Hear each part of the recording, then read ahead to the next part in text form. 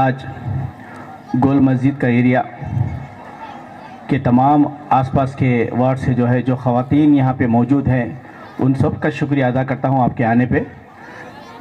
इस जलसे में मेरे साथ हमारे मार्केट कमेटी के एक चेयरमैन जमान अब्दुर्रहमान साहब और सीनियर क़ायद जनाब अनवर पाशा साहब और मकबूल साहब, सना अहमद साहब, सुल्तान साहब, मेहराज साहब और डाइस पे तशरीफ़ फरमा सभी अजहर यहाँ पे इस एरिया के ख़ासकर इस मीटिंग को ऑर्गेनाइज करने में जो मेहनत की है, जनाब वाजिद साहब, साजिद साहब, इब्राहिम साहब, हमारे हारून साहब, हमारे सिराज साहब, सभी को नाम नाम से, नूर साहब, सबको अगर किसी का नाम अगर भूल रहा हूँ तो माफ़ी चाहता हूँ। वाजिद और सभी को यहाँ पे आए हुए ख़वातीन को, मेरी माँ और बहनों को मैं अपना सलाम अर्ज़ करते हुए मैं आपके सामने कुछ जुमले बोलना चाहता हूँ।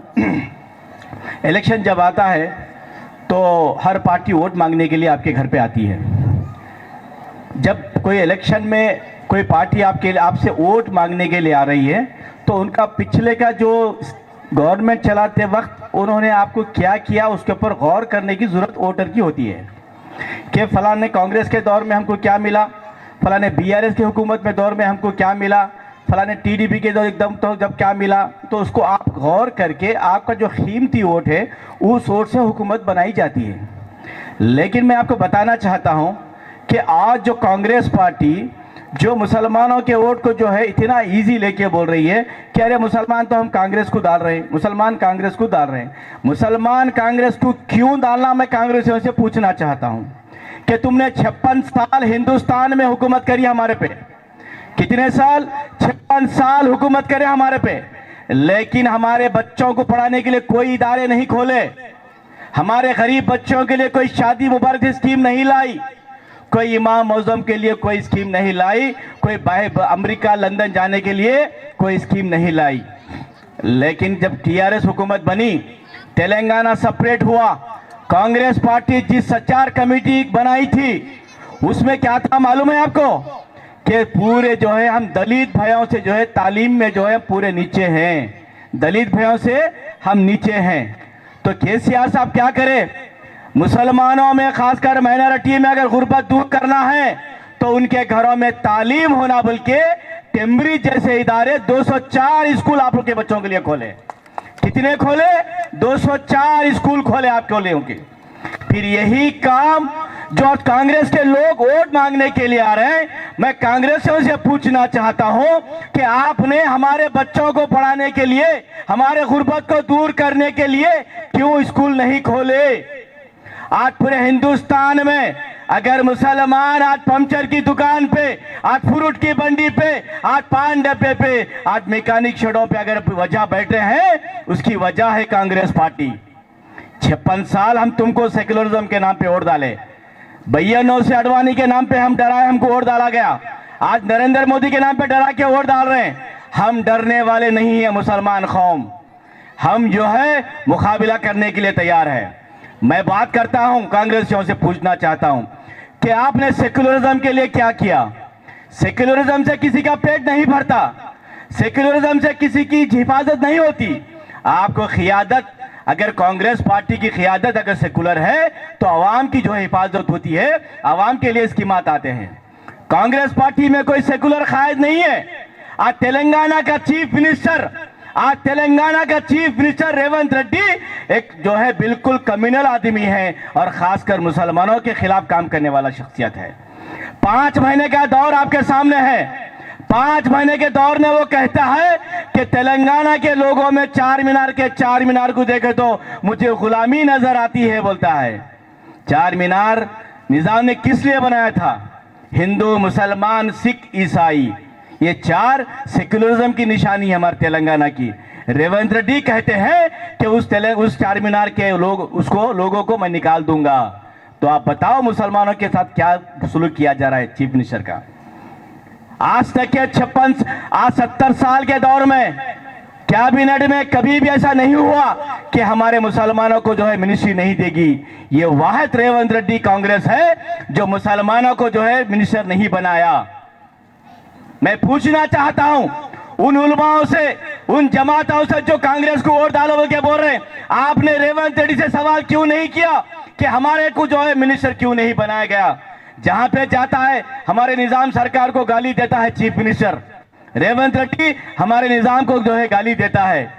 आज वही निजाम के आज जो इतने इमारतें, इतने यूनिवर्सिटीज हमारे निजाम ने बनाए, आज भी वही कायम है। मैं पूछना चाहता हूं कांग्रेसियों से, तुमने मुसलमानों के वोट लेके कौन सी ऐसी स्कीम लाई, आप बताएं, फिर वोट डालने के लिए आपको हक है पूछने का। केसीआर साहब ने क्या किया? अगर मुसलमानों को गुर्बत दूर करना है तो उनके बच्चों को पढ़ाया जाए। दूसरा स्कीम उन्होंने क्या सोचा कि हमारे गरीब बच्चों में अगर कोई गरीब बच्ची की मां अगर उसकी गरीब बच्ची की शादी अगर करना चाहती थी तो घर घर फिर के 1 लाख रुपए जमा करने के लिए वो 100 घर को जाना पड़ता था नहीं था।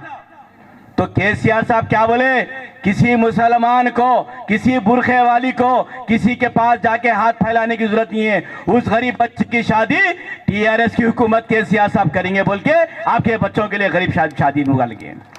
आपको मालूम है तेलंगाना की हुकूमत 10 साल गुजरने के बाद, 10 साल में तो 2 साल कोरोना में गुजर गए, 8 साल के दौर में 2,75,000 गरीब बच्चों की शादी केसीआर साहब ने करवाई।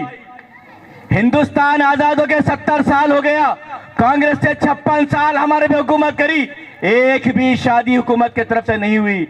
वही केसीआर साहब ने 2,382 करोड़ आपके बच्चों की शादी के लिए खर्च करे। केसीआर साहब बताओ कौन सेकुलर है? इमाम और मौजन हम जो है 2 करोड़ की मस्जिद जरूर बनाते हैं कि मौजन को तनख्वाह देने के लिए हम पीछे हटते हैं। केसीआर साहब ने महसूस किया कि बोले कि मौजन और इमाम को 5-5 हजार का हदिया दिया जाए बोल के कम से कम जो है 300 करोड़ इमाम और मौजन के लिए अब तक उन्होंने खर्च किया है। फिर यही सोच कांग्रेस पार्टी को क्यों नहीं आई? मैं इन कांग्रेसियों से पूछना चाहता हूं।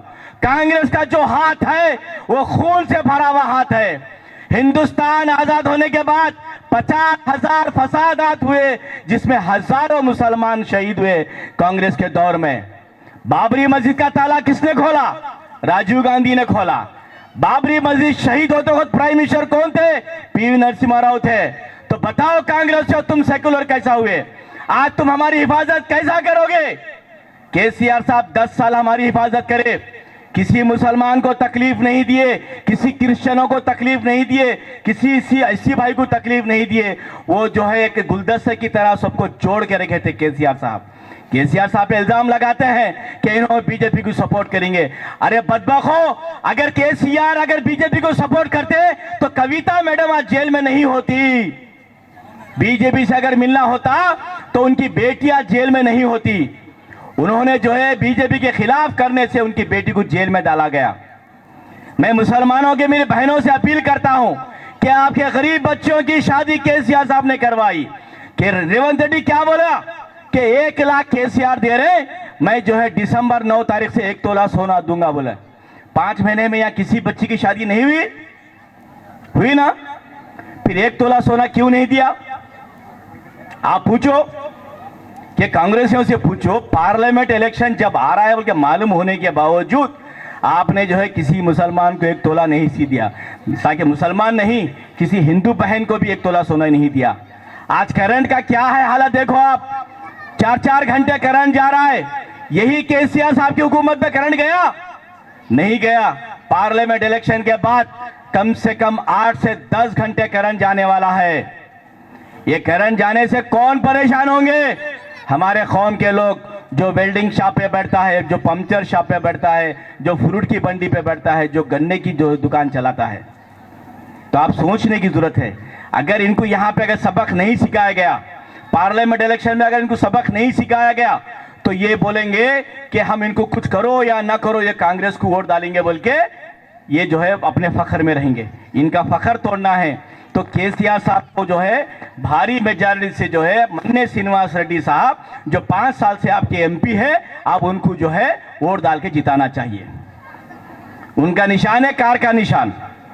आज महबूबनगर की तरक्की भी आप देख सकते हैं किस तरह से हुई। 5 महीने हो गया कांग्रेस का जो है यहाँ पे एमएलए बना, लेकिन कोई चीज पे जो है कोई काम नहीं करा यहाँ का एमएलए।